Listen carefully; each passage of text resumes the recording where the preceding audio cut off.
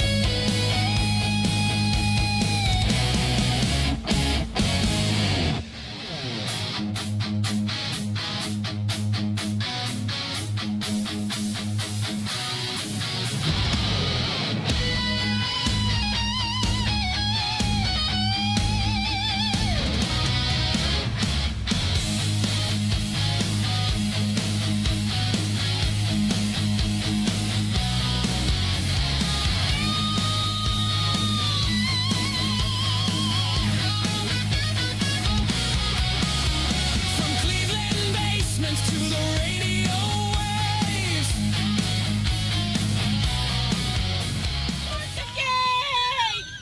Let's go! We'll do it live. Okay. Well, do it live. I'll write it and we'll do it live. So to get that perfect barbecue, you use wood. Are you sure it's safe? Whatever. We put the lighter fluid on, strike the match, and oh! Should we call the fire department? That might be a good idea.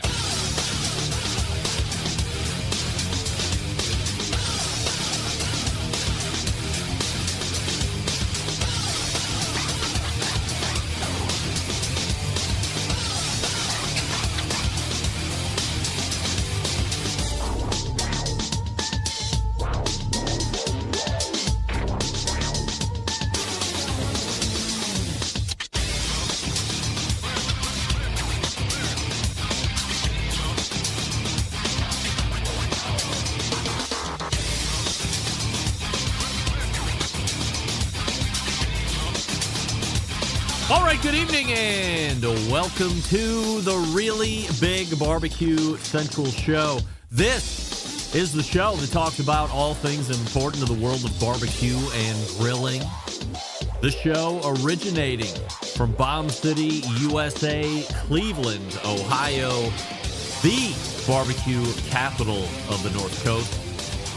I am your program host, Greg Rempe. Happy to have you aboard here on your Tuesday evenings, a live fire, fun, and frivolity show. If you would like to get in contact with the show this evening, or you would like to follow the show during off-show hours, here's how you do all that.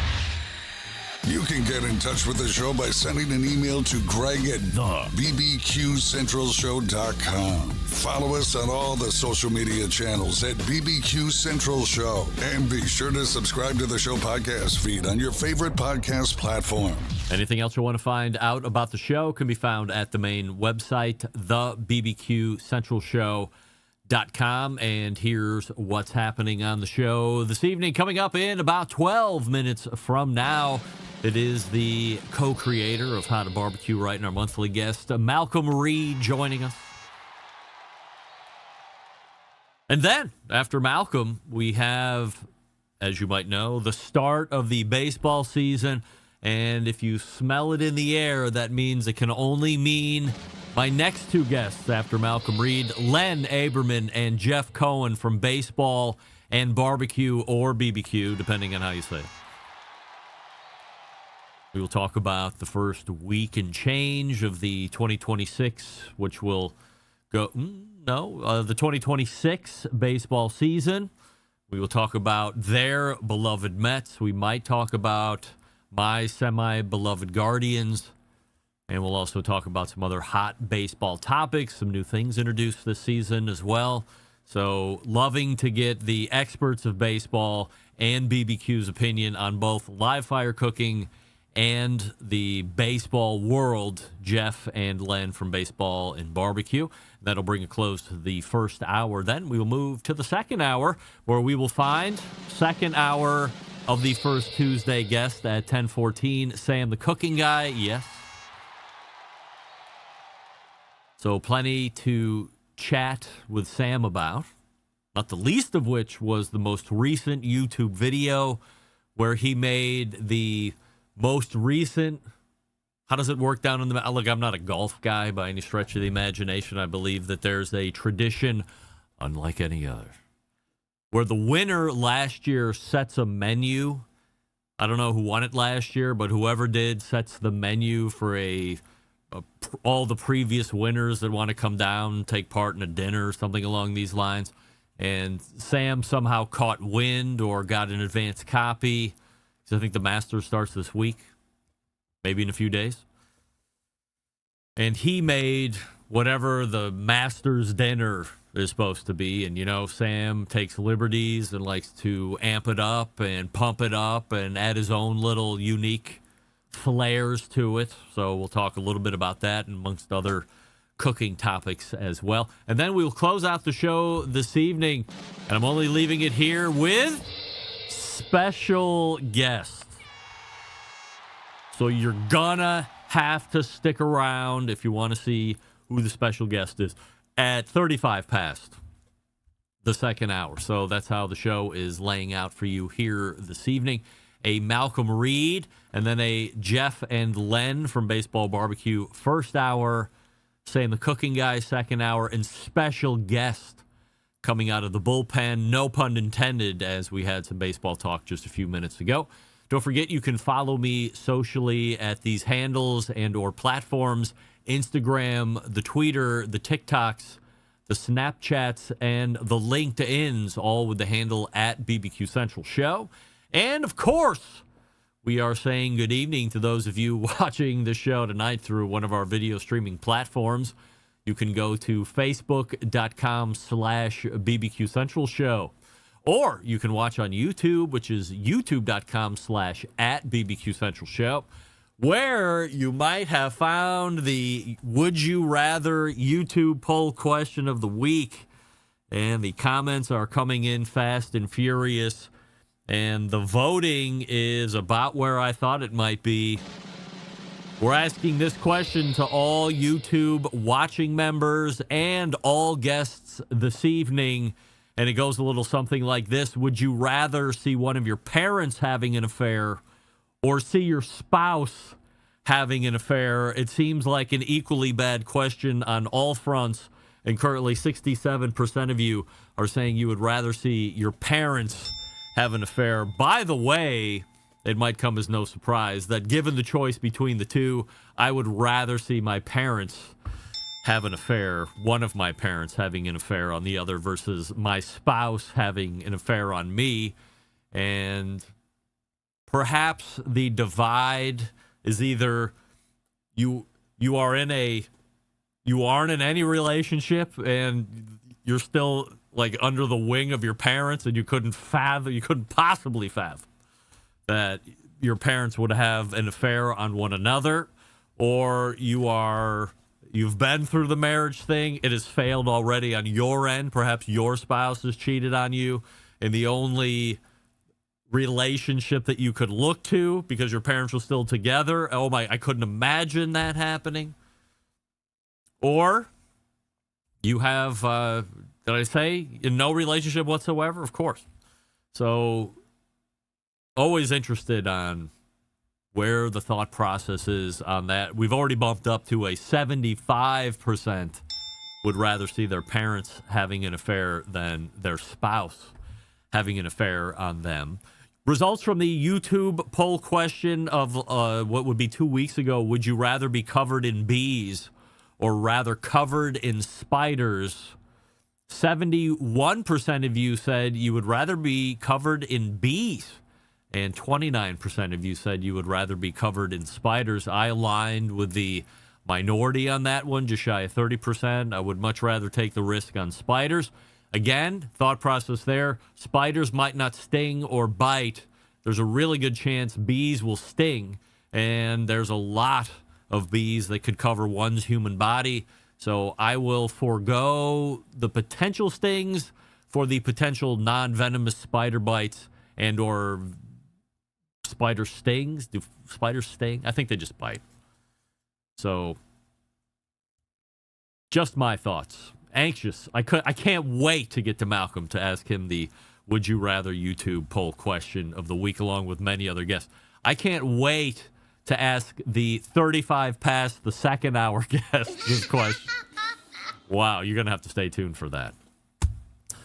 So we'll start here this evening, and we'll do it quickly because the Open has run long. But I am happy to report, and it is beyond a shadow of a doubt, that this year's most revered, most commented on, and most greatly accepted debut guest appearance has come from none other than Ali Khan.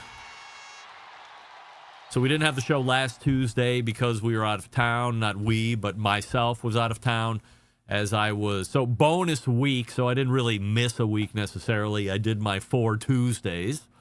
But the youngest Marleigh had her cosmetology board certification exam. That's a whole day event that was taking place early Wednesday morning in Columbus, Ohio. So instead of getting up at 4:30 in the morning and making the run down to C-Bus on Wednesday and then back up, we went down Tuesday later in the afternoon, took in a little Jeff Ruby Steakhouse dinner before the big test, and then she did wildly successful on the cosmetology board exam, so very good on that. But the Tuesday show before that was the debut of Ali Khan. I would say most of you were like, oh, yeah, that's the guy from Cheap Eats, from the Food Network, as he was kind of giving us his backstory. A lot of you were like, oh, yeah, I used to watch that guy. A lot of you were like, hey, I used to watch that guy, but guy on your television screen doesn't really look like the guy that was on TV 5 years ago, 7 years ago, 10 years ago. No offense to Ali, but back then, yeah. Now, lean. Really cut it back. I mean, I was looking at Ali, and I'm like, that's the same guy? So he has found his physical fitness. He's taking pride in that. And many of you loved the insider's peek at Food Network and Cooking Channel, his take on where TV is right now and what it takes to get a show on TV right now. Not necessarily the same as it was. So we'll be looking to have Ali Khan back on, perhaps with regularity, but that's up to his schedule and not mine. All right, Malcom Reed is in the green room. We'll get to him here in just one moment. But before we do that, we will talk about the Primo ceramic grill. What do we love about ceramic cookers? We love that they're fuel efficient, number one. Yes, we love that you can achieve low and slow temperatures in them. We love that you can get rip-roaring hot if you want to do that high-heat grilling of steaks and other thin cuts, or anything in between, smoke roasting. You can do indirect with the diversion plates if you want to. Of course, the real ability to do true two-zone cooking. We know two-zone cooking is very important to both professional and backyard cooks alike. It's the best way to manage a fire and cook with confidence. However, getting a two-zone fire in a round ceramic cooker is not very realistic. Why? Indeed, because it's round. Enter Primo in the game-changing oval design. The shape gives you the ability to execute that two-zone setup that you desire. It also gives you the other ceramic grill benefits as well. When you break it down, there's more than 60 different ways to cook on this bad boy, so you're only limited by your culinary imagination. Don't forget, they have all the accessories that you might want, from Primo Grill rotisserie accessories to the pizza grill accessories and to everything in between. It will complete your Primo Grill cooking experience, and they keep coming out with more and more accessories, so stay tuned for those. Only sold through dealers. Go to primogrill.com, find the dealer nearest you. Here's the bottom line. Best ceramics in the biz. We know this. Patented technology, yes. True two-zone cooking capabilities and multiple sizes of ovals. Yes. And yes. Doesn't get any better than that. Who's ready for the Primo in their life? We're getting here in the springtime. We have to be ready for Primos. PrimoGrill.com. Follow them on Facebook and Insta. And we're back with Malcom Reed right after this. Stick around. You're listening to the BBQ Central Show.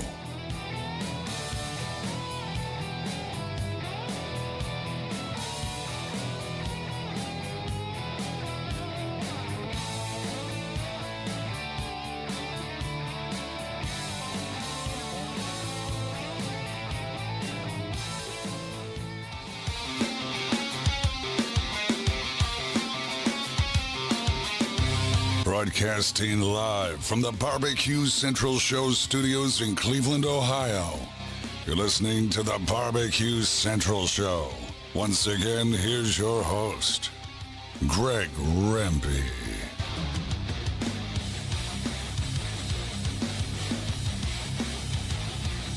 Welcome back. This segment is proudly sponsored by Fireboard, makers of innovators behind the Fireboard 2, the Fireboard Pro, the Fireboard Spark, the Fireboard Beacon, and the wireless Fireboard Pulse.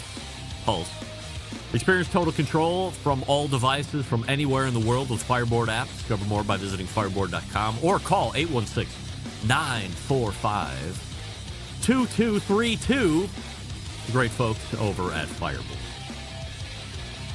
All right, joining me now is my first Tuesday of the month regularly scheduled guest, 14 past the first hour for the last 678 years and counting.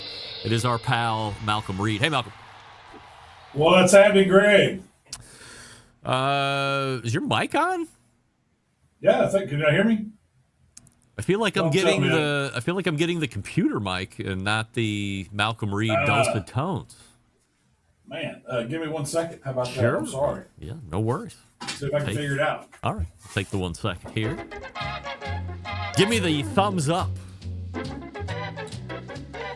Malcom Reed has been in the green room for 5 or 6 minutes before the show actually took off. Malcom always on time. I don't remember the last time we even had a mic issue. When Malcom has been on location, he went and bought a Samson Q2U so he could sound studio quality, even on remote. So we certainly appreciate that. All right, while we're waiting for Malcom to go through this, we can go to a couple show emails that have trickled in. Obviously, the aforementioned Ali Khan got a lot of email making his debut appearance 2 weeks ago. So we'll continue to try and book and rebook him through the course of 2026. Matt writing into the show, hey, Greg, it's been a while. I'm still sporting the hell out of the T-shirt and been through many McAuliffe reds and blacks as well. You have opened my eyes to the lifestyle of premium hand-rolled cigars. Ordered some McAuliffe Whites the other day. They dropped, but still prefer the black and the red. Keep up the great show, man. And that is Matt. All right, Matt. Well, I haven't gotten my hands on the white yet, Matt, but I have an email ready to send out to Amanda that will be requesting some of those whites. So we'll see if I am in agreement with your palate or not as we try Malcom Reed one more time. Can you hear me, Malcolm? I got you, man. Is that any better? Yeah, no, it's the same. You might have to disconnect and reconnect in from the internet. Let me try that, see what happens. Okie dokie. No problem. So, Matt, good for you.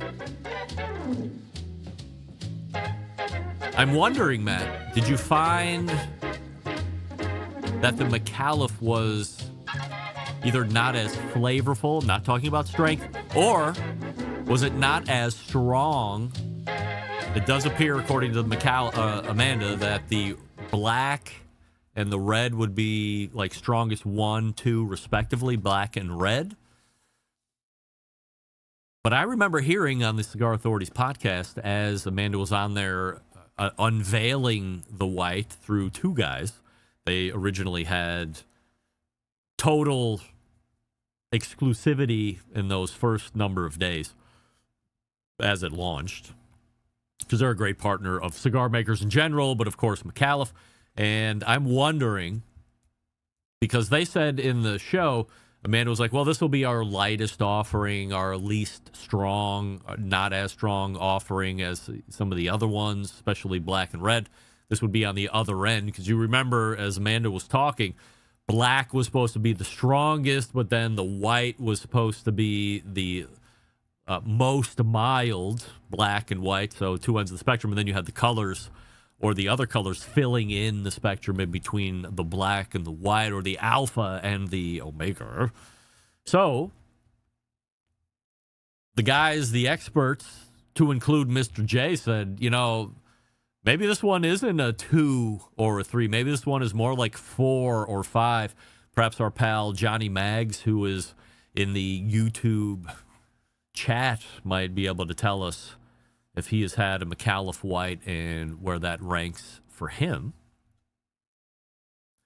Also have another email from the guy that invented the most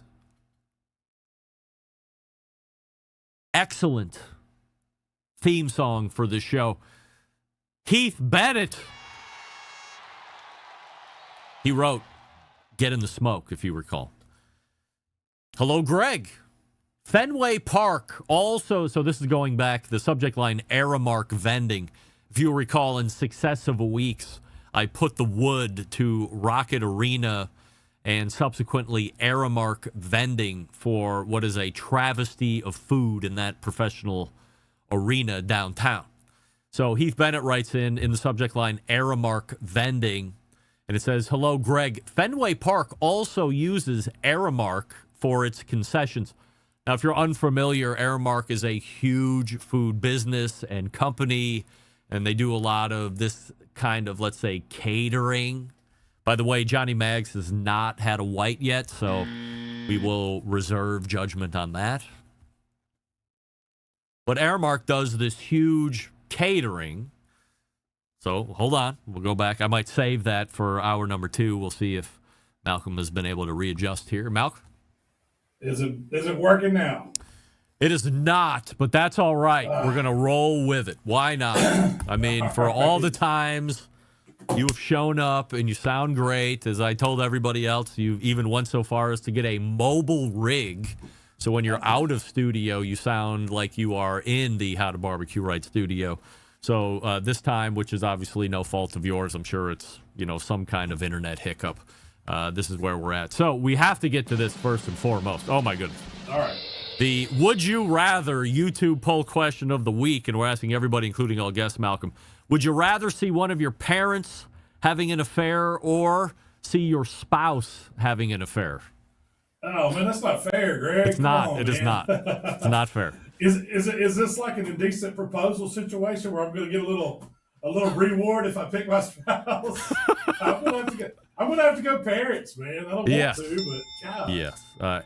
And now it is growing even further. 88% of the YouTube voting public is saying they would rather have their parents do the cheating than their spouse do their cheating. It was 56% when the show started, and it has grown widely in the parental portion of the odds here. So wondering if it'll make it back to 50-50 or close to 50-50 as it usually does in these type of questions. Well, I've never had this kind of question before, but usually in the Would You Rather questions, they seem to start out kind of wide one way or the other and then start to work their way back through the rest of the show. So appreciate you answering that very difficult question, and I align with you on the parents' part. So I want to take a couple minutes here. We got about 10 or so to talk about the best advice that you have when you are confronted with the question, I'm in the market for a grill. And I think you have a very unique perspective on this. Obviously, you are who you are on the YouTube channel side and then the associated various social media platforms. But you have had your hands on any number of cookers over the years, well before you got into social media influencing the YouTube stuff. I mean, you were a competition guy. It was part of the blood. You grew up in it. So cookers were around you just organically. So What is your advice if somebody comes up to you and says, Malcolm, 2026 is the year that I'm either going to buy my first cooker or I'm going to add to the arsenal? The first thing I start with is the budget, man. How much money are you wanting to spend? And then when they kind of have an idea of how much you want to spend, what are you going to use it for? Is this going to be something that needs to be dual purpose? Is it just for smoking? Is it just for grilling? And then, what's your skill level? I mean, how much do you know? Are you a rookie? Is this your first pit? Have you been cooking? You want to upgrade? All these things are factors, that go into it. I mean, I steer people, somebody out the gate that's never really started, I say go get a Weber kettle. Don't spend a lot of money on a grill if you don't know if you're going to like it. Learn fire management. Learn to cook on that Weber kettle. You can get one for $150. Sometimes a little cheaper than that if you catch them on closeout sales into season. But from there, I would probably recommend a ceramic grill if the budget fits. I mean, I love the Primos. I'm a Primo guy. And then also for entry level people, I think about pellet grills just because they're versatile. They're easy. They're the set it and forget it to the smoking world. You can't really grill on them as good, but you can do some stuff. And there's to get into the higher stuff, the stick burners, things like that. Those are for advanced people that are fixing to drop a lot of money. I usually don't steer people to those right out the gate. That's for the guy that's had 2 or 3 smokers. He's got some proficiency in it.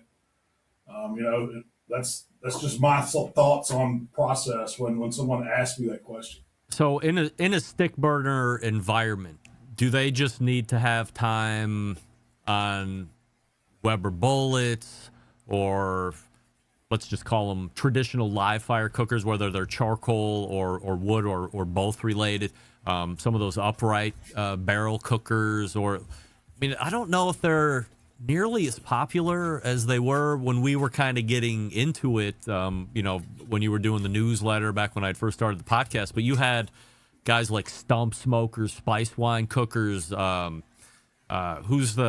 used to run a company, or used to run a brand. What was the name of that? Backwoods. Didn't you used to run Backwoods? Yeah. Absolutely. When they manufactured those, I definitely did. Those insulated cookers. I don't know do you feel like they've kind of fallen off the cliff here over the last 10 years? Well, you don't see very many people cooking on them. I know that company's no longer in business, but there's some people that try to keep it going and still make some of them, but you don't see them very often. Those were real specialty cookers that did fantastic jobs, but there was it was a water cooker, and people kind of got away from that. They wanted to go to a drier heat. They wanted to, they liked the option of the elongated chamber, I guess you would call it, or the stick burner style instead of that vertical style. I don't see a lot of the vertical stuff anymore. I mean, you still got some of the commercial stuff like your Southern Prides, your Old Hickories, things like that are kind of on a vertical platform, but they're most of those add rotisserie to it too, so they're a little more advanced than that. But you just don't. You don't see those old styles as often anymore. They've kind of been replaced with the drums. I would say the drums probably one of the most popular side on the competition side that you see out there, just because of the convenience and how easy it is to take multiple drums, and they're just not that expensive. So the person thinking they want to graduate into the stick burner, these are some people that have at least some kind of real live fire management under their belt, and maybe they're seeing this as like the next challenge, and they also understand potential cost in this. Yeah. I think it's, if you've got that mindset, you can find an entry-level stick burner at your sporting goods stores or Oklahoma Joe's or those type pits that they're not the big full-scale pull-behind models that you see out at competitions, but they're still – you're gonna have to have a learning curve there of how to build the fire in that offset pit and how it's going to flow through and how your meat's going to cook, where your hot spots are. You're still all of that learning curve is there that you have to learn on those, and it's even a little more tricky on those lesser expensive models. I'm not going to call them inexpensive because you still drop a chunk of change on them, but there's still a pretty good learning curve on them.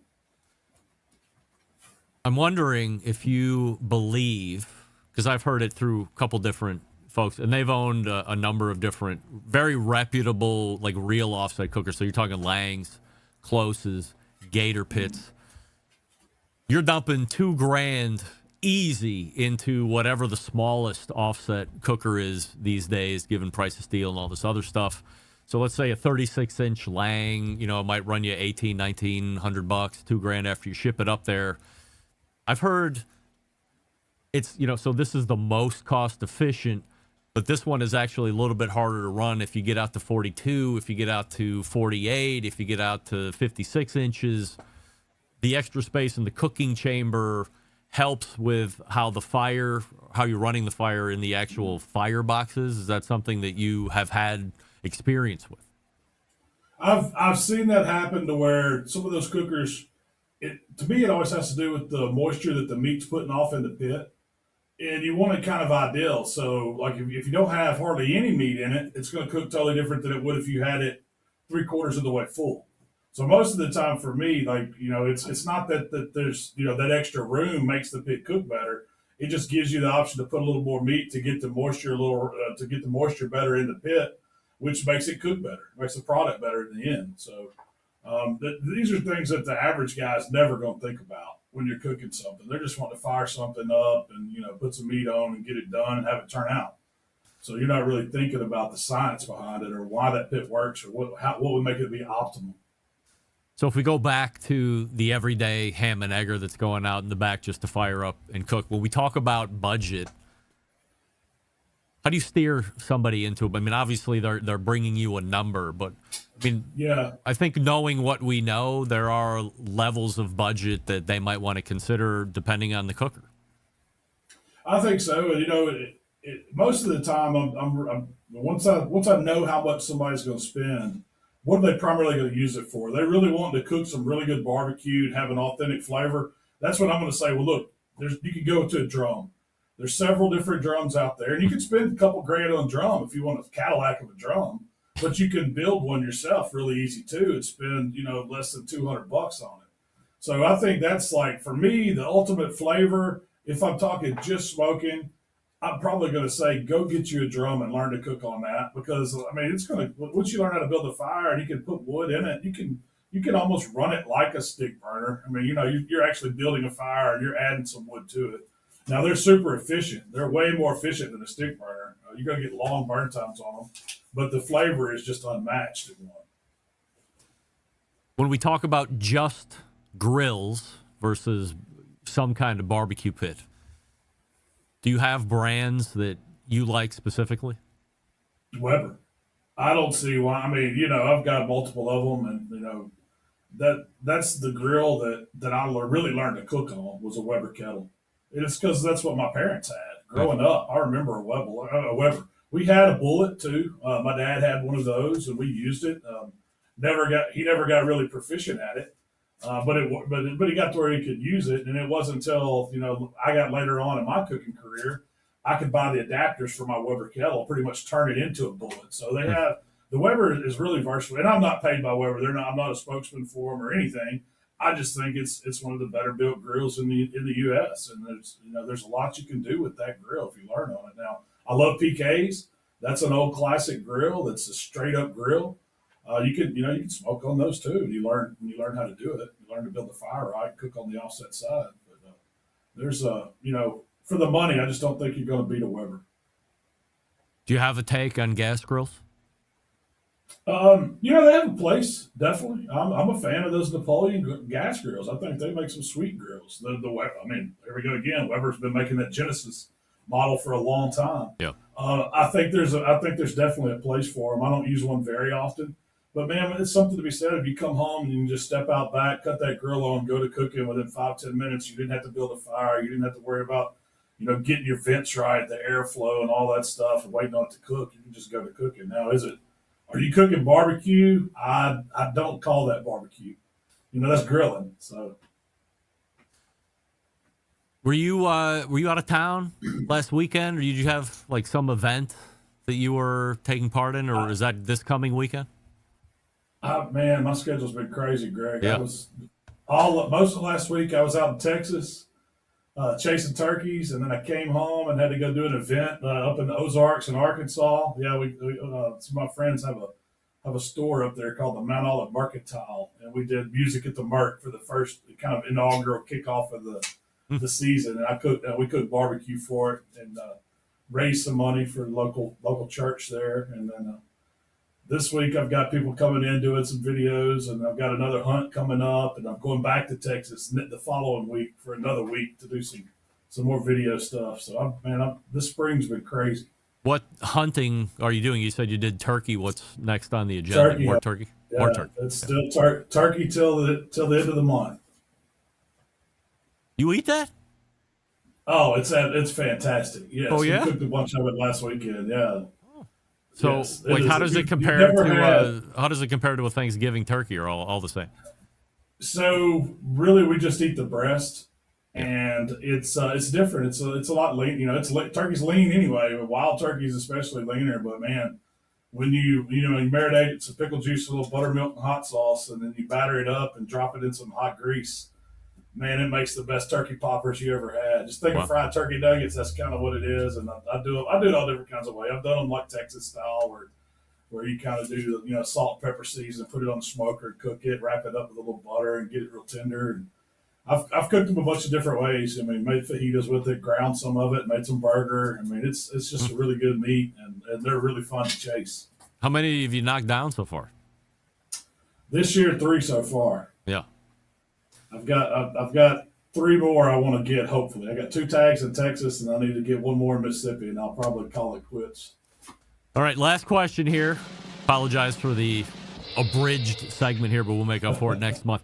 So 2 weeks ago, we had the embedded correspondence. This was a question, and we figured go right to the source because it was about you. 100% yes or 100% no. Malcom Reed will cook a barbecue cup championship qualifier in 2026. Right now, it's not on the schedule. Oh, so I'll take that as the 100% no at the moment. But it could change, maybe. It could change, maybe. Yeah. All right. So I think I might have been the only one that voted no, and 75% of the guys thought Malcom was going to knock the rust off and certainly at least put one hat in the ring for potential $1 million. So we'll say I'm right for now, but we'll see how the rest of the year pans out. Malcom, always appreciate the time. We'll work out the tech issues before next month, and we'll see you in May. I apologize, Greg. Thanks for having me, man. See you next month. All right. There it is. Malcom Reed, who says I'm right currently on the 100% assurity question from a couple weeks ago. Will Malcom take part in a Barbecue World Cup qualifier? It's currently no, boys. But not a full no. We got a bunch of other ones ready to go. All right, we have Len and we have the Jeff ready to go. Before we get to them, let's talk quickly about Big Papa Smokers. The competition circuit is on fire already. Elevate your barbecue game with championship flavor from Big Papa Smokers. Ensure your pantry is stocked with the essentials like the award-winning Sweet Money and the Little Louie's seasoned salt. Don't let the smoke roll without being prepared. Whether you're aiming for a grand championship trophy or just mastering your backyard grill, Big Papa delivers award-winning taste. Absolutely. Get your flavor advantage now at BigPapaSmokers.com and use code REMPE26 at checkout for free shipping. Exclusions apply, so be sure to check on that. Big Papa Smokers, real barbecue, real results. And that's code REMPE26, all one word, REMPE 26, at checkout for free shipping. It's baseball and barbecue, or barbecue, right after this. You're listening to the Barbecue Central Show.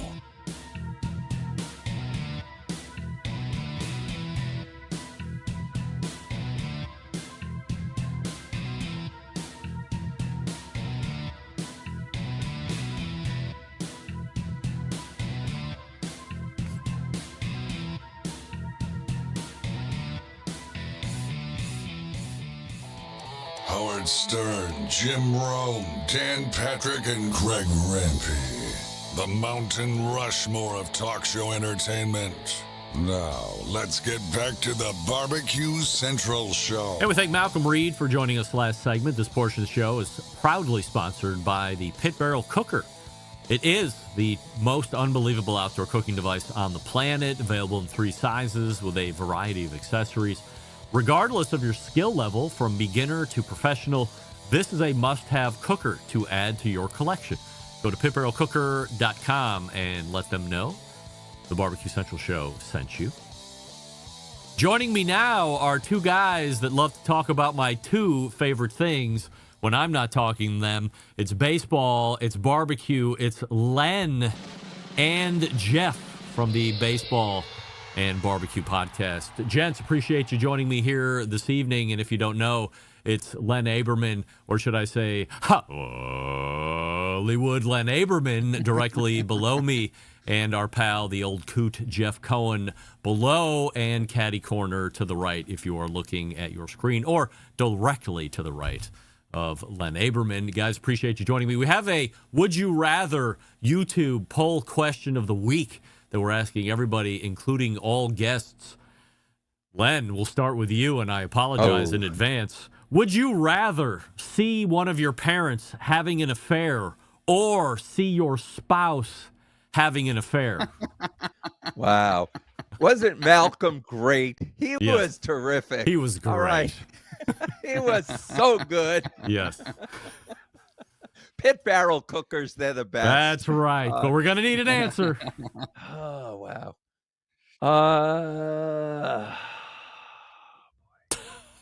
I'm going to go with my spouse because I can Whoa. forgive that. Wow. Okay. Wow. All right. Jeff, would you rather see your parents having an affair or your spouse having an affair? Wasn't Malcolm great? Malcolm was great. Absolutely. This is the no-win scenario. This is That's right. You know, I did apologize in advance. Yes, yes. So I would go. Well, since Mrs. Aberman is available, I'm gonna say my wife. Yes. I'm gonna say my parents. I'd rather Yes. my parents. All right. Yes. Well, Jeff, you will be happy to know that 91% of the YouTube voting public, including me, would rather see their parents catching one of their parents having an affair than having their spouse have an affair. I can't believe it, Len. Like, you would rather walk in on your wife than stumbling I across didn't one know. of your parents? Oh, I'm going to witness her having the affair. I didn't realize I was actually Just, going do you to understand see the question of see one of your parents having an affair or see your spouse having? You just stopped listening, I think. Would you rather just don't take want- your? I You want to don't- change your answer? I don't want to see my 80-year-old parents doing anything like that. Yeah, I mean that's boy. I'll just stick with I don't let's stick with the answer. That way Wow. it'll never be 100%. Holy moly. I can't be the only vote that said No, you're not. But, well, wow. Exactly. Just as we speak, maybe you allowed people to break through some kind of glass ceiling. We're now 17% of the YouTube voting public are saying they would rather see their spouse have an affair than their parents have an affair. But parents are certainly boat racing this poll at the moment. All right, enough of nonsense, guys.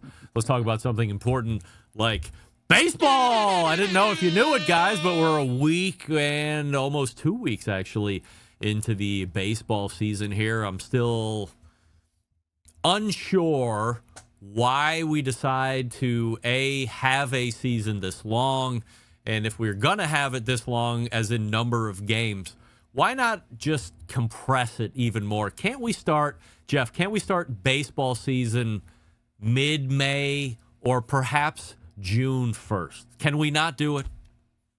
I don't think you can do it that late. Mid-April is fine. I remember it starting in mid-April, and it went till September. It ended in September, didn't end in October, and the World Series was done by the second week of October. But those days are long gone. What happened? Where did we lose? I don't think we lost anything. I think the greed in the game just got bigger and bigger. It's all about the hundreds, all about the change there. It's all about the shekels. The shekels. Show Thin me the gilders. shekels. Show me the thin gilders. Len, do you think that it is... So here's the other one. Let me give me your opinions. I'll give you my take on this, Len, and then you can tell me if I'm right or wrong. For any team, like, so for us, and I'm saying you guys, we're Northeast. I guess I'm technically Midwest, but I mean, whatever. It's still cold as hell. And then, I don't know, let's go out as far west as, let's say, Kansas City. Everybody that has teams in that region, so Kansas City, so that's taking into account Minnesota and Michigan and Cleveland and Pennsylvania and New York. You can do the geography yourself the rest of the way if you want. All those teams have to play either far out west, Pacific Northwest, and down, or into the Sun Belt and over to Florida, maybe up to the Carolinas. But you can't go north until we hit at least mid-May. Do you think that's realistic? Again, mid-May. No? Mid-May is late. Mid-May is Come late, on. but It's Wait. April and it's 29. I know. Well, the Mets were supposed to play 2 night games, today being Yeah. Tuesday and Wednesday. Yes. Both games were changed. The time was changed to 4:00 4 because we're going to get extreme, like 20-degree weather in the evening. So absolutely, they should start the season out. There's enough teams, domes, West Coast, warm weather, but mid-May is a little extreme. But I agree. You could May 1st. You can start in Toronto. You can start in Milwaukee. They have domes. Mhm. Oh, there. right. Right. Yeah. Domes precluded from the south or far west. If you have a Right. dome, we can play in a dome. All right. Well, we'll have to talk to whoever the commissioner. Who's the commissioner these days? It's a guy Manfred. named Rob Manford. Can we Manfred. That's go? right. Greg, can we go back to the YouTube question? Can I pick spiders? I would rather be covered with bees and spiders. And spiders. Yes. All right. Fair Both. enough. Len, your take on the first week or so of Mets baseball? Oh, I mean, Mets baseball, I'm happy with. They won today. They're 7-4. Baseball season in general, I think, has started off well. It's been, no shocks as far as the teams are playing well. The Dodgers are, of course, the Dodgers. Yankees are the Yankees. I'm just asking you to evaluate the Mets. Not The anybody Mets, else. Yes. I'll get into It's that. fine. They're 7-4. Soto is down. He's hurt. So How long? considering a couple weeks, Oh. supposedly 2 to 3 weeks with the calf strain. So considering that, and considering the fact they did lose, would they lose 3 in a row? I think now they're 7-4. I'm okay with that. All right. Jeff, where are you at with your beloved Mets? I think they're doing pretty good. I mean, that 3-game losing streak was very frustrating because they were winnable games. They lost in just terrible fashion, but that's to be expected because they are the Mets. But 7-4, I'll take it for now. Jeff, teams to be on the lookout for in 2026. Oh, well, Milwaukee is always very tough. They have personnel changes all the time, and they're very, very good. The Cubs, I think the Cubs will be pretty good this year as well. In the American League, you got to look out for the Boston Red Sox. I think they're going to be up and coming, and the Kansas City Royals. I think they're also a very good, underrated team. And maybe I'll even put Baltimore in there because they have our beloved Pete Alonso. I don't want to point out the obvious here, Jeff, but the Cleveland Guardians won the Central Division last year. Was that a fluke and there's no way we're sniffing it this year, or did the other teams just build back better? No, the Cleveland Guardians are a very good team, and no matter what, they are always in the mix. They came out of nowhere last year and they won the division. They took it from the Detroit Tigers, so they're very good, and they have a great rookie this year. Guy's leading the league in home runs. Yes, his name is Chase DeLauter. Of course, we knew that. DeLauter, yeah. Chase DeLauter is what I call him. All right, Len, teams you think we should be on the lookout for in 2026? Yeah, I think we should watch out for Detroit. Cleveland should watch out for Detroit. I think with Screwball and Scooble. thank you. Yeah. With the other pitcher, Framber. they have a one. Framber. What? Yeah, Framber Framber Valdez. Valdez. So they've got quite the 1-2 combination there. I think Baltimore is a team to look out for. I think Cincinnati is going to do some damage this year. Maybe even Pittsburgh. That should be interesting. Yeah, I mean the Cubs are right now they're in last, but they're 4-6. You know, you can't do anything based on 2 weeks. But the Cubs, yeah, that's going to be a good division. And of course, the Dodgers, I think, are going to run away with it. But we shall see. Barring injuries, Dodgers are going to run away. All right, so that's by the way, Len, nice shirt. As I'm just seeing that. Staying with you real quick, you would say then Dodgers is your pick to win it all in 2026 as we sit here in April? Yeah, I would take. You could have the field, and I will take the Dodgers. Oh, the field. All right, Jeff, will you take the Dodgers and then over the field? It's too easy taking the Dodgers. You got to go right here. The Mets, baby. You are such a Homer. Homer. No doubt. Wow. I mean, they've given you no hope to believe that they could do that. But all right, this year is different. From a guy who lives, all right, the next season is going to be the best season coming up in the city. That's that right. I think made that saying popular. Jeff, your take on the ABS system being implemented in Major League Baseball this year? Well, it's pretty good. I think one umpire in particular, CB Buckner, who just can't get anything right. I think he's going to be the must-see umpire to go to the game because he's always getting them wrong. I think if you should use it all the time. Just use. Why challenge it? Just have it all the time. Strike, ball. Nobody's going to complain. You know what it is. But they want to put some strategy in it, so I can see why they want to do it that way. Len, your take on ABS? They should use it all the time. I think right now what it does is it shows up the umpires.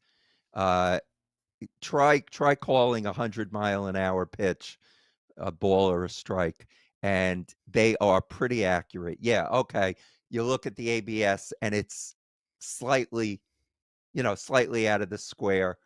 And they either you use it all the time or you don't use it at all. I think this whole it just shows up the umpires. And I don't like it unless they do it all the time. Do you think that this is a slow roll into doing it all the time? Next season, we're going to robo-ump, and so there'll be a behind-the-plate umpire, and they'll get buzzed if it's a strike and no buzz if it's a ball, and then they just do their hand signs, but they're there to call the out if there's a play at home plate. Yeah, eventually. You can't put you're not putting the horse back in the barn. You're not putting the toothpaste back in the tube. Once it's out, you've got, if you remember instant replay, when it first came about, was only supposed to, I think it was home run balls. It was supposed to be. Now, instant replay is used on all the plays. Yeah, this is something that eventually, maybe not next year, but eventually they will have ABS full time. All right, Jeff, But, when Len you think... Len, Go ahead. I was going to say Len loves his cliches, but you know what? They're still going to need the umpires no matter what because, with technology, something's wrong with the wiring or the internet goes down or something, you're going to need the umpires there anyway. Mm. Yeah, I didn't say you're not going to need the umpires. I'm just saying that the ABS system is going to be a permanent thing. And I do love my cliches. By the way, fun fact, my son does work for MLB, and he does work with the ABS system. Really? He does. Yes. I figured you would be ready to take a steaming shit all over ABS whenever you get a chance, Jeff. I'm shocked. I could do a lot of stuff, other things. So, like, what do you think needs to change other than ABS then? What would you like to see? Wait. Let me ask a better question. Has your stance changed on the extra innings runner starting at second? My stance hasn't changed, but Mets won today with it, so I'm okay for today. Jeez. But I'd like to see that go. That's a terrible word. That's a terrible rule. It's a terrible rule. Len, have you changed at all? Well, I don't like it, and Yeah. I know you do. Yeah, Okay. big fan. I don't like it, but if you're going to do it, at least put it in, because the whole thing is it's meant to shorten what could be a very long extra inning situation. Just have them put it into play. The game's 9 innings. Give them at least 1 or 2 innings without it. Then put it in. I just think Yeah, but you you've know, had that- 9 innings to score or to break a tie. putting a runner on second base, that it goes against everything that baseball is about. Don't you feel, though, when you're watching it, and whoever wants to jump in first can tell me I'm a shithead, but don't you feel like when you're watching it, remove your personal feelings from the game, if possible, as you're answering this? Immediately, it's exciting. Immediately, every pitch is more important. Immediately, every at-bat is more important. Because that guy, with no outs, could score on the next hit. And all of a sudden, that team is up 1 run. Now, certainly, you get a chance to come back in, score, or win it in the bottom of the 10th inning, if that's where we're at. But I feel it brings yes, it absolutely can lessen the amount of incredibly unneeded innings to get to a winner. But it adds a level of excitement that the game needs and that the younger generation craves. And we're not young, and they are. They're going to watch baseball longer than we are, so baseball needs them more than they need us. They need everybody, but they need them more than they need us. And I think this helps speed it up. You can score quicker, and we don't have to spend a whole nother game hoping somebody scores to break a tie. Oh, when I was a kid, I loved being out there all day, all night. that was the fun part. But You know, were Greg, playing. it's because I wasn't playing. I was watching the pitcher. It's because the pitchers they're trained to throw as hard as they can for as long as they can, and they can't go more than several innings or these days the one inning relievers. That's why they have this stupid rule. But by the way, I'm still against the DH. So, you can't ask me. Wow. You can ask Len. Wow. You want pitchers to hit? Yeah. Why not? I don't know. I don't know why. Like, you have to bunt. what's the history behind the designated hitter? Like, I know, National League lets the pitchers hit and American League doesn't, but why not? Why does that not join at the hip one way or the other? Well, the history in 1973, there was the batting champion was Carl Yastrzemski with a very low, like 301, and they wanted to get more offense. So they used it as a 3-year experiment for the American League to try to boost the offense. And of course, like Glenn said, once you go there, you ain't going back. So it's been here ever since. Do you like the designated hitter, Len? Yeah, I'm fine with it. I wasn't, I'm such a National League fan, and they didn't have it. So anything that they wanted to change, I was against. But yeah, I'm okay with it with the DH. It's fine that the pitcher doesn't hit. Yeah, it's okay.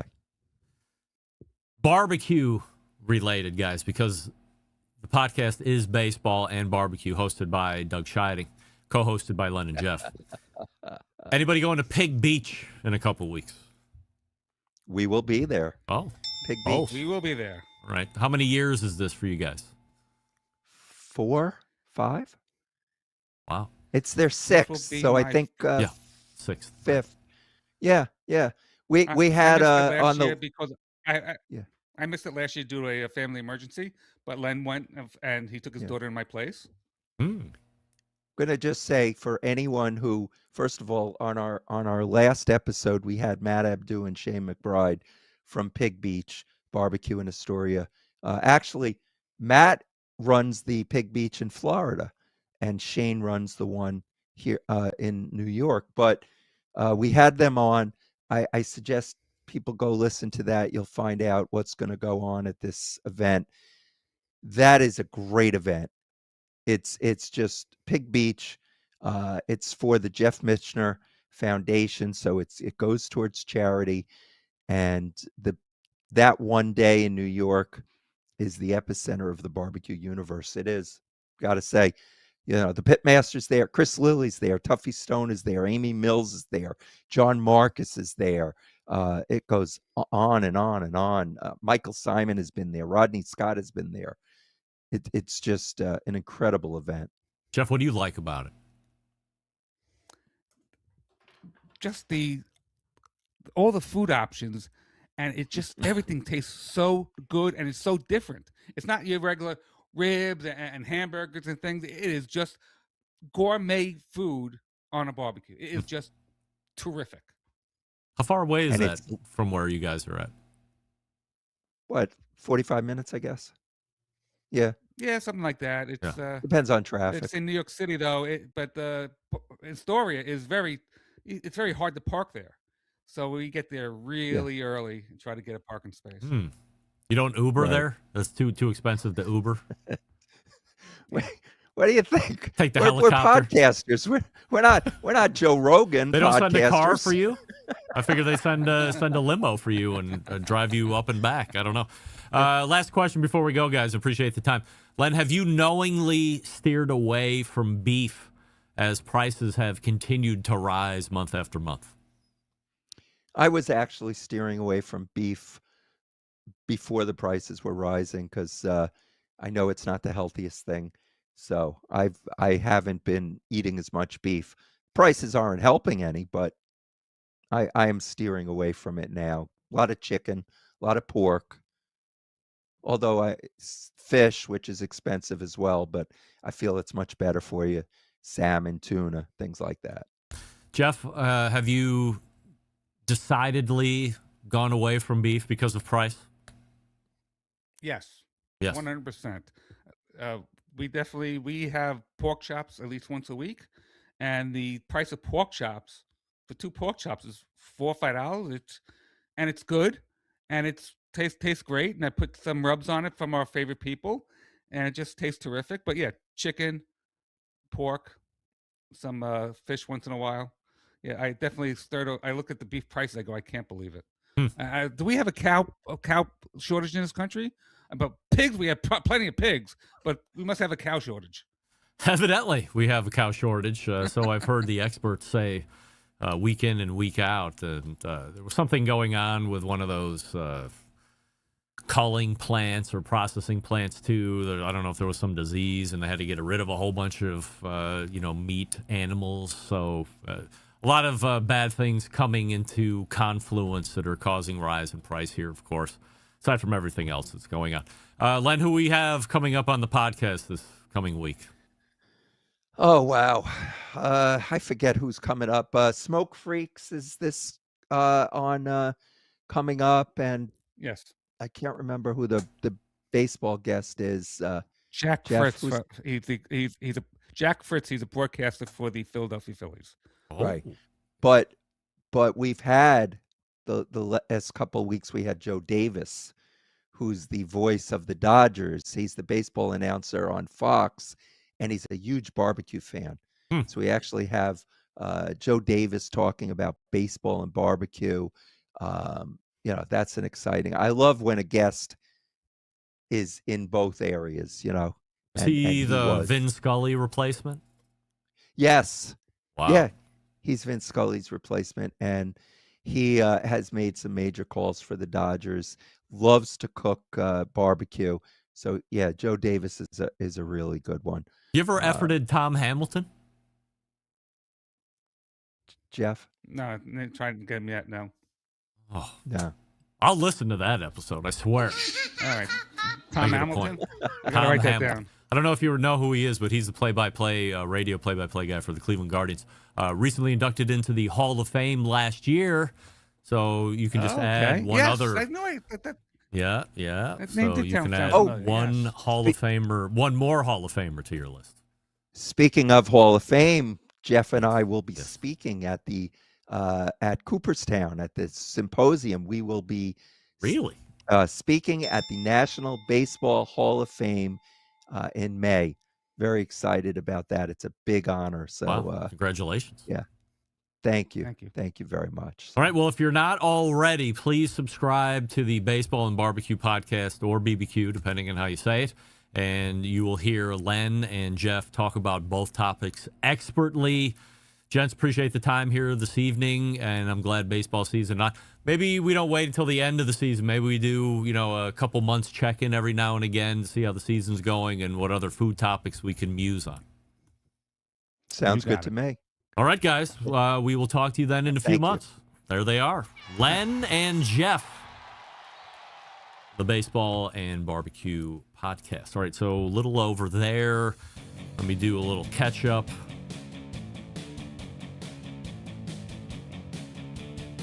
Jason Pettis referring back to the Would You Rather YouTube poll question of the week. There's dudes who actually make arrangements to watch their spouses have affairs. Yeah, not me, Jason. I believe those dudes are called swingers.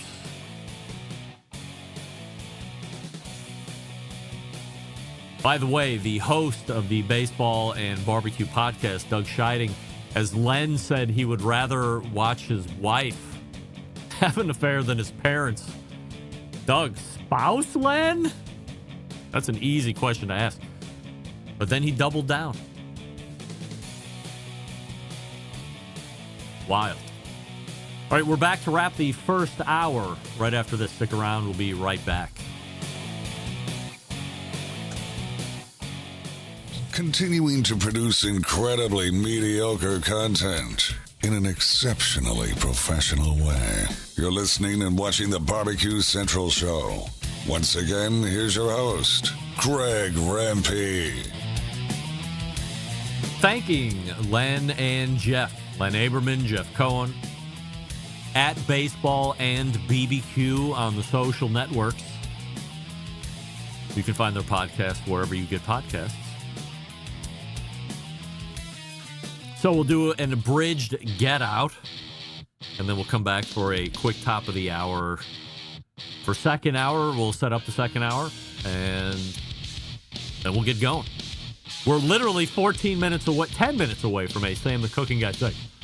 So stick around, and we'll be right back. You're listening to the Barbecue Central Show.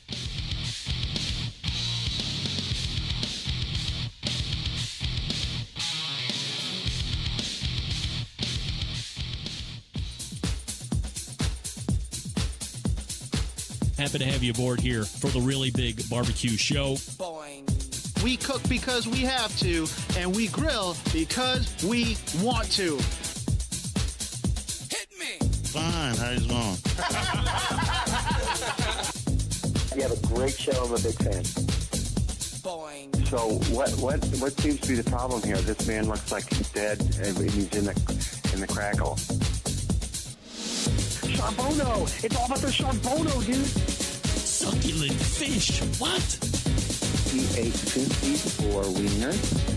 So listen, Lavernius, shut your face. I'm shaking like a dog shit peach seeds. We have top men working on it right now. Top men. And just like that, we are into the second hour. It is the Barbecue Central Show, where we talk about the most important barbecue and grilling items of the day. Still to come on this show this evening, Sam the Cooking Guy in about 8 minutes from now. And then 35 past the second hour, we have a special guest that I will not tell you about. If you have missed the first hour of this show, which actually ran long, we had a little technical issue with Malcom Reed and his normal microphone not picking up for whatever reason. We'll get that worked out before May. We did get a good 10 minutes in with him. And then, of course, we had Len and Jeff from the Baseball and Barbecue podcast rolling into the second hour. If you missed all of that, don't worry. We are recording right now, and you will get the first hour tomorrow. It will release into the podcast feed 1 a.m., nice and early next morning. And then Thursday's show will appear, the second hour of the show will appear on the podcast feed Thursday. and we'll talk about Friday here in just a moment. We say good evening to those of you watching tonight through one of our streaming platforms, video streaming platforms. You can go to facebook.com/BBQ Central Show, or you can watch on YouTube, which is youtube.com/@BBQ Central Show, where we have a new Would You Rather YouTube poll question of the week, and we're asking everybody, including all guests, would you rather see one of your parents having an affair or see your spouse having an affair? And currently 85% of you are saying you would rather see your spouse have an affair. So eating back ever so slightly, but I would be shocked and amazed if by the end of the show we are even at 60-40, let alone 50-50, because I don't think that's happening on this question. And I'm aligning with the current 85% of you that are saying you would rather see one of your parents having an affair versus your spouse having an affair. Unless you're Len Aberman, then you want to see your wife having an affair. Wacko. Coming up on the best moments of the Barbecue Central show in 10 minutes or less this coming Friday, episode 428 will make its appearance, taking you back to April 13th of 2010. 16 years ago, if you can believe it, featuring what I believe is a not only barbecue legend, but Barbecue Central show's guest, a legendary Barbecue Central show's guest, Billy Do-Rag Carroll. Do you remember Billy Do-Rag Carroll? I would be shocked. I don't know if even John was necessarily familiar with Do-Rag in the beginnings before he started doing the Best Moments show. At that point, John has told me people that have been on the show that I quite frankly have forgotten that have even been on the show. So if you are a longtime fan of this show, then you might remember Billy Do-Rag Carroll, lived in the South, wore do-rag, hence the name, wore do-rag all the time, gave me do-rags that I actually wore on the show on camera back when we lived in the first Bomb City studio in Euclid. Subsequently, Wycliffe, now Willoughby. Fun fact about Billy Do-Rag Carroll, one of the few that were actually in the Euclid studio, if you can believe it. For whatever reason, and I forget where Billy lives, I want to say maybe the Carolinas or Virginia, maybe further than that. Maybe it was one of those more dirty South places like Arkansas, Alabama, something like that. I apologize, Billy. Work was bringing him to Cleveland for the better part of a week, whatever it was, and he emailed me, hey, this is who I am. I'm a big fan. I'm going to be in Cleveland. Could I stop by during the show as a sit-in? I said, hey, rarely do I get this. Hardly happens. Would love to have you. He came over to my house, and he had a great sit-in, sat in for the whole segment. He brought me some homemade apple pie moonshine hooch.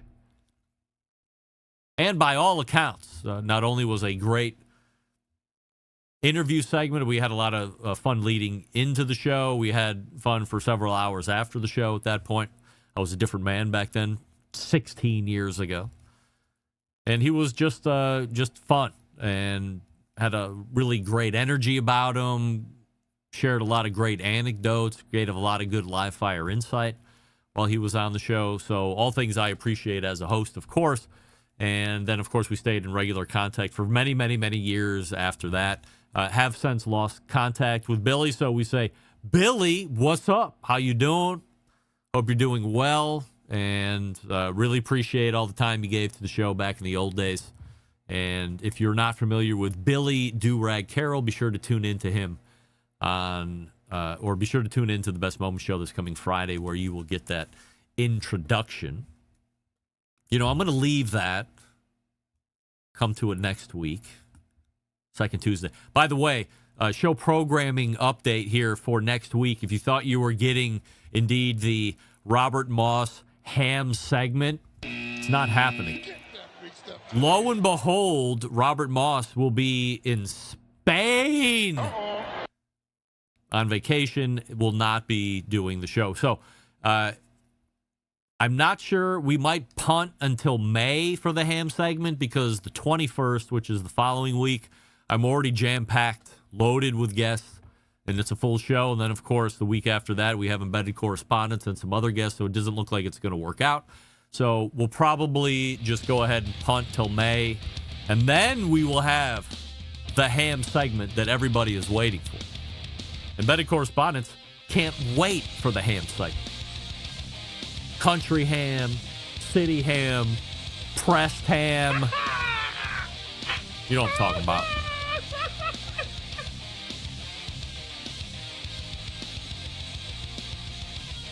All right, well, I'm caught up here. So instead, I'll say Sam the cooking guy is in the green room. Stick around. We'll be right back. You're listening to the Barbecue Central Show.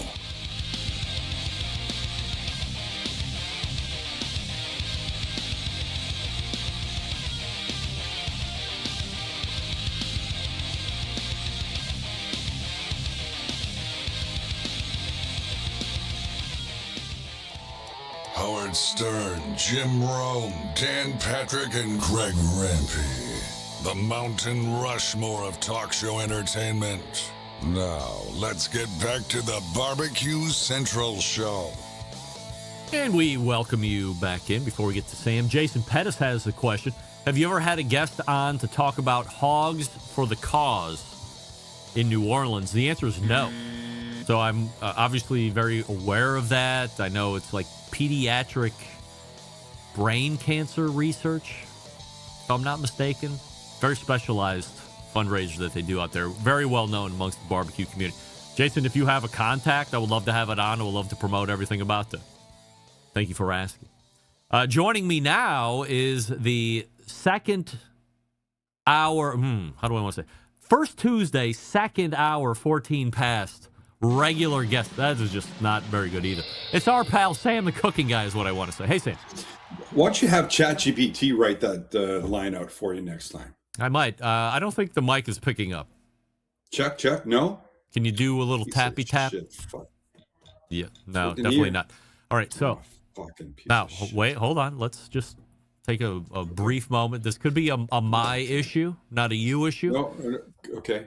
Are you using the Google Chrome? Yeah. All right. Just for fun, use Safari.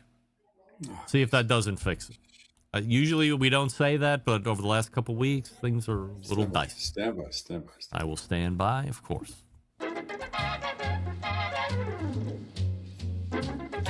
And we will wait for Sam the cooking guy to disconnect, open up the Safaris, and then use that link that I gave him in the Safaris. See if that doesn't work.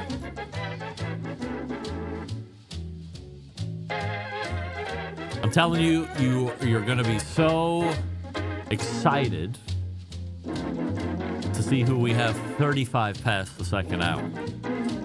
And you're going to be even more excited when I tell you who it is, because then we have the Would You Rather YouTube poll question of the week.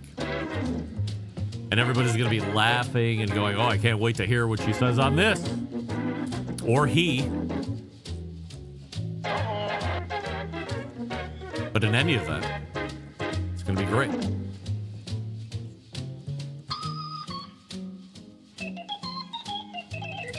I feel like Sam has disconnected at this point and working back in. He's got that same look on his face for the last minute or so, so at least we know he's closed out, that he might be coming back in.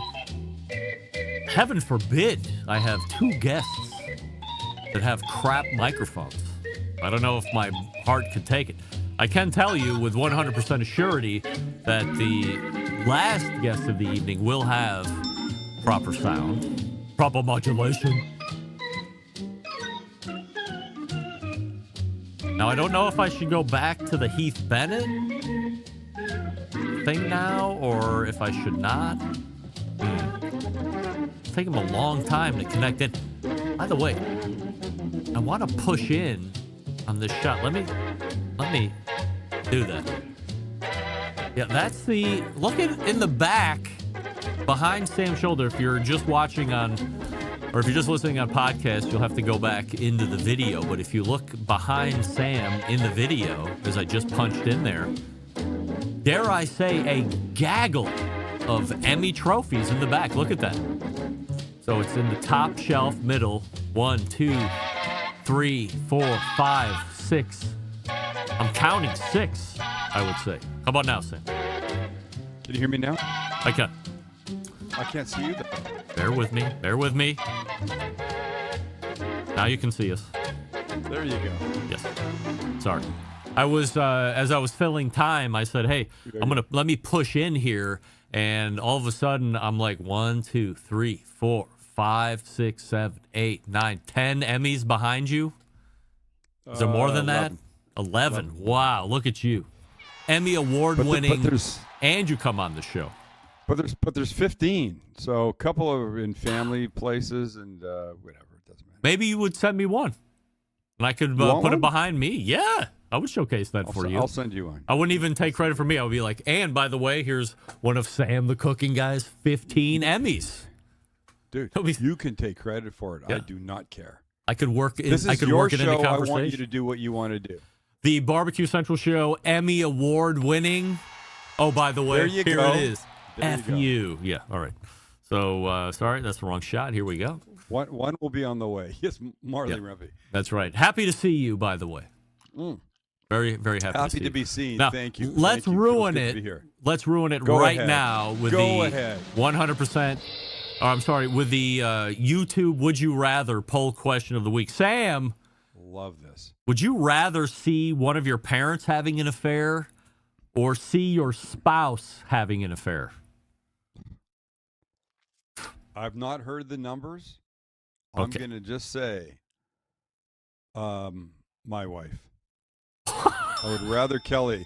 I could not see my parents having sex with even each other or someone else. I don't give a shit. I couldn't do it. Sam, I have to say, I am shocked and appalled that you would even feature that. I don't want it. I'm just telling you. I didn't forget the affair part. I'm just going straight having sex with somebody else or each other. If I had to if I have to choose my parents who are no longer alive having sex, if I had to walk in on that or walk in on Kelly with some guy or some girl, I'm not judging. Yeah. I think I'm probably going. I would rather not see my parents because I don't want to wreck that. You understand? I mean, as we're going to now bring up the obvious. Go ahead. So now you are forced to either have to forgive Kelly for cheating on you, or your marriage is over. Over walking in on your parents having an affair? One of your parents having an affair? Here's what maybe you're forgetting. I went into this answer realizing everything was fucking hypothetical. Yes. I'm not worried about that. I'm not worried about Kelly having that. It's just a straight shock value. You couldn't imagine my like parents walking having in. sex? No, I do not ever want. I know. But it's not kids, even with them with each other. It's with somebody else, the neighbor, the mailman. That's not how I took it. I don't care. It's an affair. I don't want to see my father. No, my mother. No. Wow. I can't. I'm shocked. The age thing. And the funny thing is, you think back and when you thought your parents were old, and they were probably younger than I am. Yeah, 100%. That's effed up. Well, I said to Kelly today, what kind of old people do you think we're going to be like? You know what she said? She goes, we're old. I go, no, you know what I mean. I mean, like in the 70s? Like, yeah, like, I had a physical yesterday. Yeah. And all was great. But as I'm sitting in the waiting room, out comes like a super, I don't know how old, a guy with a cane and the gray-haired wife. And everything looked just like, do we want to go this way? Do we want to push that button? Do they ask the questions? I said to Kelly, how do you go from being viral and healthy and feeling good and then that? And that's what I say. What are we going to be like there? Here's Am what gonna I be say. Still saying, yeah, go ahead. We all can't look like this couple, my parents. Oh, I mean, that's a handsome couple. These people are Not just kidding, unbelievable. They're virile. They're out grabbing the world by the taint, for crying out loud. I do not grab the world by the taint, people. That's how crazy they are. They're grabbing the world by the taint. Not even the balls. They're going straight for the taint. Straight taint. Jesus Christ. Yes. Well, Your parents, 85% of the YouTube voting public would rather see their parents No, have that's one of their so parents having an wrong. affair. No, That is because so we realize wrong. we are married and we don't want our marriage we don't. would be over, or you have to somehow forget. Like, I would never forgive that. Like, you cheat on me, it's over, Johnny. Once No, a cheater, no, always a cheater. That's it. Yeah, So, but I could happily continue to live my life if tomorrow I walked into my parents' house and one or the other was having an affair, or if it was, if you saw them 10 having years sex ago. together. Yeah. Slamming away on the bed. You walk in, little Greggy walks in. Wait. Hey, Mike, where's me? And then you walk in and you see that. I'd have to rip my eyes out of my head. I could not continue to look at my mother across the dining room table or my father. Because they Could had not. an affair? Because I saw them having sex. Doesn't matter who it's with. I don't want to see that. You don't even care about the affair. You're just talking about sex I in just general. don't want to see any of that. Wow. And I would rather see it less with my parents than my wife. Do you believe that maybe your parents never had sex? You are Jesus Christ reincarnate? Here's what I know. There's 4 boys in my family. I know they had sex 4 times. Yeah. At least. Maybe that's it, but that's fine. Can we change the subject? I don't know. It seems I'm shocked that you're uptight about that. Like, you did cocaine and crack, and you're uptight about your parents having sex? Yeah. It's two completely different things, man. Yeah, two can kill you. Things. The other one is natural. Seeing your parents have sex. Yes. Here's a question for your audience. Is Kelly in the How house? many- We need to ask her. Get her immediately in here. Kelly, we have to ask her. I don't know if you want to be in the camera, but Greg asks a question, a YouTube poll question every show. Would you rather? Would you rather see? I took it to having sex. Yes. Can I yes, phrase that's it that way? sex. Okay. I mean, it is sex, Okay. right? Would you rather see one of your parents walk in on your parents having sex? No. On one of your No, okay, parents sorry. having an affair. Would you rather walk in on one of your parents having an affair Or me? having an affair? I said that. She said her parents. She said you, right? It's hypothetical. I know it's not going to happen with Kelly. I think this is a Canadian thing now that I'm thinking about it. Maybe. I'm so polite. Yeah. Wow. I am so damn polite. The only other person that said it on the show was part of the Baseball and Barbecue podcast, or half of them. Len Aberman said he would rather walk in on a spouse. Wild stuff. Wait. Yeah. Also a Jew. I mean, I don't know if he's a Jew or Sounds not. like it. I don't care, but I mean, I know I don't. I'm not saying you care. I'm Yeah. just saying there may be something. So you're saying Jews would rather see their spouses cheat on them than their parents cheat. We've had an effed up childhood and we couldn't handle that. That would be the thing that would ruin us forever. I guess. Wow. I gotta flash this up here because this is hilarious. Jason Pettis is on a roll here this evening. Oh wait, I'm sorry. That is not the right one. This Again, not the is right the one. right one. He is not. He is not He is Sam. Sam the cucking guy. maybe he is if that's what I chose. Oh my God, Jason! Very good, very good. You win prize for best comments here this evening. All right, Sam. So I do have a guest coming up behind you here. So time is of the essence, of course, and I had no idea we were going to go down the Sam's Damage rabbit hole the way we did. It was your rabbit hole, buddy. I didn't know we were going to go down it that far. I thought you were going to give an answer. I was going to give the stats, and away we moved. But there we go. I did give an answer. Yes. All right. Me and 15% of the audience. Yes, and 100% of the Zions in your house, by the way, would rather see their parents. So No. you Yeah. you You. did a video. I'm shocked. Where did you come up with the idea of doing the Masters dinner? My youngest. You don't strike me as my youngest. My youngest is the golfer in the family. I can golf. I don't golf well. How many times a year do you golf? Oh, I don't know. None. The last time I golfed was in the country of Jordan. Wow, that was years boys. ago. Yeah, it was 2019. That's the last time I golfed, and I can golf well for 3 or 4 holes. Then it goes bad, and then I get bored. Yeah. And then I just want to ride the cart and drink, or have fun, whatever. Yeah. So Zach is our golfer, and Zach said a couple of years now he said you should do this, and this year he said you should do it. And I looked at Rory McIlroy's menu, and I went, let's do this. And it was, I don't know what he thought when he suggested it, but I looked at it and I went, I can't just make, there was 5 appetizers, 4 sides, 2 main courses.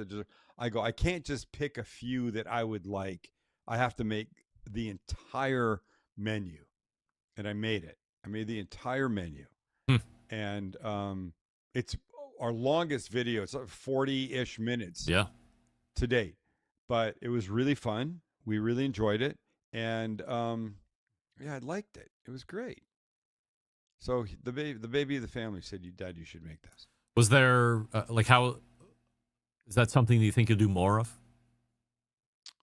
We start making menus. Reading the comments. Yeah. I should be doing this every year now. Oh yeah. So I think it's probably now become an instant tradition for us, and we'll do it. So you've reviewed the menu. Do you believe that Rory McIlroy had even one singular finger in generating that menu, or did he have a cook do it? 100%. Oh. No, because no. In generating or cooking it. What do you say? He's the one that came up with all these ideas He's for the dishes. One. Yeah. And here's why I know this, because a couple of the items, the Irish champ is mashed potatoes with green onions, a lot of green onions. One of the greatest things ever. Yummo. Very Irish. Very, very Rory McIlroy. The tuna carpaccio is from a restaurant in New York called Le Bernardin, and it's apparently one of his favorite. So I'm talking about it. One of his favorite dishes. So he chose the shit that he likes to eat. Yeah, and that's the way it is. Hideki Matsuyama had a very Japanese-inspired menu when it was his time to be the host of the dinner. Yeah. As Scotty Scheffler had, as I said in the thing, very Americanized version of stuff. So yeah, no, they're very involved in this. At least from the reading I've done. Yeah. I don't follow golf at all. Golf is the worst. I'm trying to think if it's What's worse. Would you rather eat onions or watch golf? Ooh. I might try onions again, to be honest. Golf is bad. You might like them, actually. Golf, to me, is right up there with soccer and fishing. I can't possibly pick which one I would rather not do the most. I mean, it's all bad. Okay. But knowing this now makes... Yeah. So, I don't know if you remember, 25 years ago, Tiger Woods won. Fuzzy Zeller made some offhanded racist comment about fried chicken, blah, blah, blah. Yeah. This is the dinner he was talking about. This is the dinner he was talking about. Yes. Right. Wow. Yes. All right. The guy who It's wins all the full Masters circle now. this year is the host of the dinner the next year. And it's 2 days before the Masters starts. So the Masters begins Thursday. Yes. Tonight is the dinner. Oh. They're having what we made right now. Do you think you made it better? I know you have no way to compare it, but you believe you made it better? I would never in a million years think I made it better. Why not? Ever. You're saying the cooking guy. Well, it doesn't matter. I'm not. They've got it's a golf course, and I'm sure they bring in great guys and stuff like that. And I think their detail and stuff like that was pretty good. I just will say that like it said the fillet, little filet mignon, right? I don't. They didn't say anything that they put on it, and I did that butter, soy, garlic thing that I think made it really good. It just said seared salmon. It didn't say anything, and I did the melted butter with the lemon drizzle over the top of it. It was great. So I did them my way. I did them in a way that I think are reproducible. I think you could go watch the video and then go, fuck, I can make all this shit, which is what our show is, which I always try to do. So, yeah, I don't think I made it better, but I think I made it in a way that people could make it at home. That's it. And I will say it was all effing delicious. Do you like pimento cheese sandwich? You know, my nephew said to me, the only thing you're missing, Uncle, was you didn't make the pimento cheese sandwich. I go, fucking somebody told me to make that stupid thing. But I go, we made 12 things. A 40-minute YouTube video, we made 12 effing things. I did not now need to make the snack that you could buy from the club cart or whatever it's called as it goes by. I'm not playing you off. That's number 3. Not playing you off. I know. Like it. Yeah, it's been a travesty. So you take off 1 week, and then it's like you never rode a bike before in your life. Before I let you go, Sam, what should I be making for dinner tomorrow night? You should make our video from today celebrating all of National it? Beer Day. Oh. No, there's only 2 things. Yes. Made a beer glazed spatchcocked smoked chicken that by itself was really good. Spatchcock a chicken, you cook it in the last 10 minutes, you're glazing it with this little beer glaze that we made. It was fantastic. But then you turn it into a flatbread. And honestly, one of the best parts about the flatbread is I made my own dough, and in the dough, not water, but beer. Beer dough flatbread with this chicken and caramelized onions, which you hate and whatever. It was so effing good. So good. People should make that. That's what people should make. Like I had an answer tonight. Yeah, I thought about it. You did, and you came through in the clutch as always. It's Sam the Cooking Guy, who Good is for you, buddy. ever so close to 4 million YouTube subscribers, crossing over that threshold. We will continue to watch that, and more importantly, we will have you, if you can believe it, in May next time. Oh, no, you won't. Wait, May. No? May, yes, you'll have me in May. Sorry, you won't have me in June. All right. Wait, so June. Maybe June. I'll let you know. I'm going to be in Japan, but I'll let you know. Maybe we could pre-record before you go to Japan. You don't like to do that. We'll figure it out. I'll deal with the dates. All right, Sam, as always. Okay. All right, my thank friend. You. All right, see you later. Peace out, There man. is Sam the Cooking Guy. Right there. Our 35 past the second hour guest has filed in, and we will go ahead and do this quick piece of business as I talk to you quickly about McAuliffe Cigars. Hey-o! Are you ready for a cigar experience built on history and passion? Let me tell you about McAuliffe Cigars, a partnership forged between Texas passion and a Cuban cigar-making dynasty whose heritage spans back to the 1930s. Whether you seek the nuanced elegance of the Magdalia or the complex power of the Leyenda, McAuliffe offers a symphony of flavor for every palate. And don't forget about the ever-expanding color series, an unmatched smoking experience coupled with an unmatched value, white being the most recent color release. Each cigar handcrafted in Esteli, Nicaragua by the legendary Gomez Sanchez family. McAuliffe delivers tradition and quality in every draw. Taste the tradition. Visit McAuliffeCigar.com to find a retailer near you. That's MICALLEF. Cigars, plural, McAuliffeCigars.com. You won't be sorry. And we are back right after this. Stick around. You're listening to the Barbecue Central Show.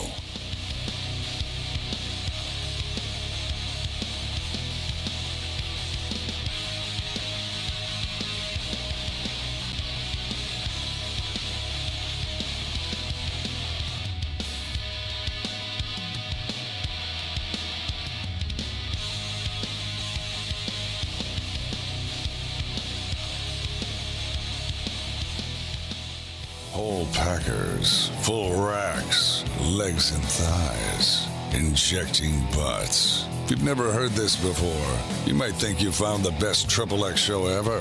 Let's get back to the most homoerotic host out there today, Greg Rempe.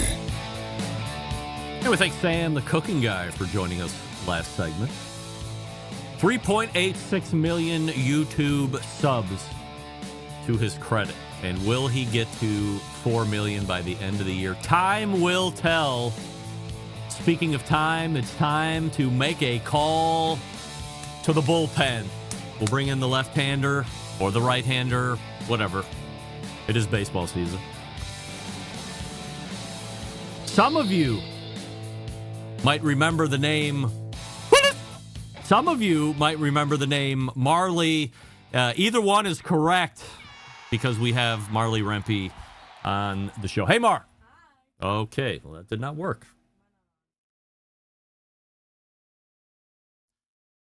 Why is that not working?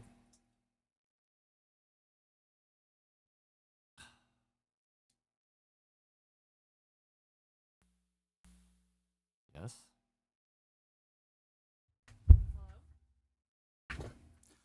All right. It's been one of those days.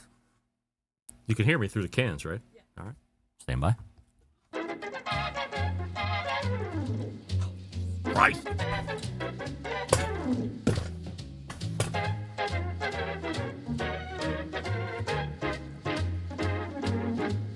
Chocolate chop.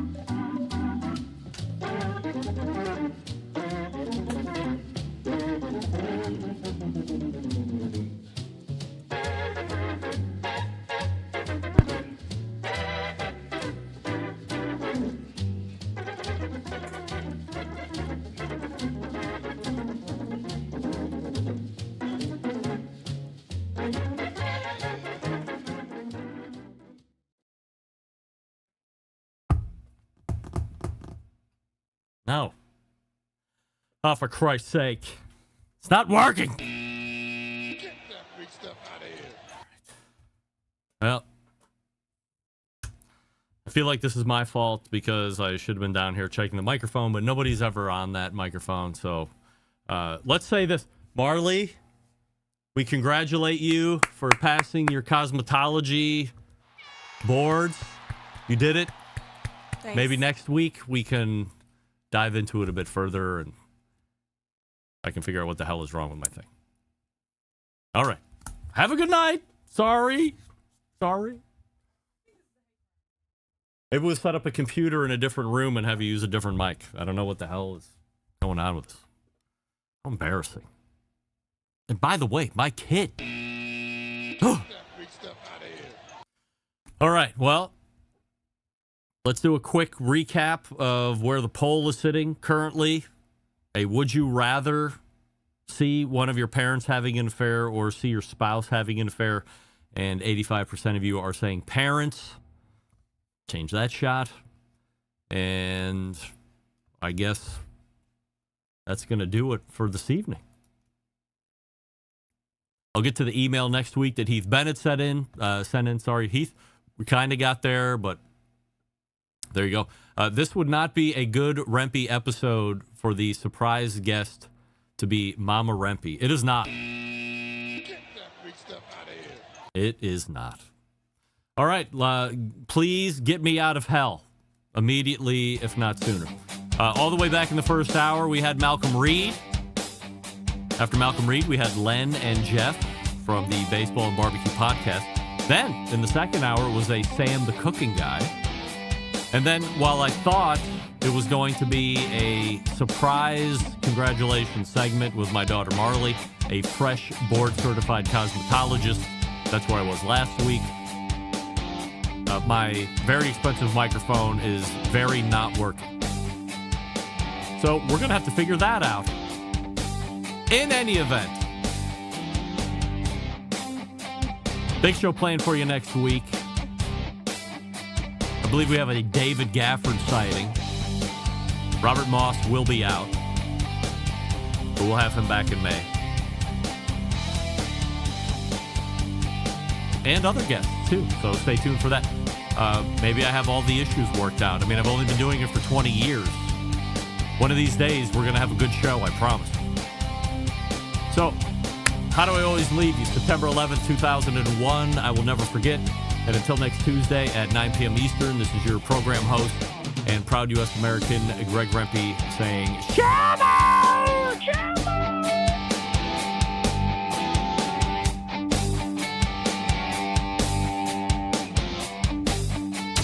Hey, what's up? This is JM, host of the Celebrity Grill podcast on iTunes. And you're listening to the Barbecue Central Radio Network. All barbecue and grilling, all the time.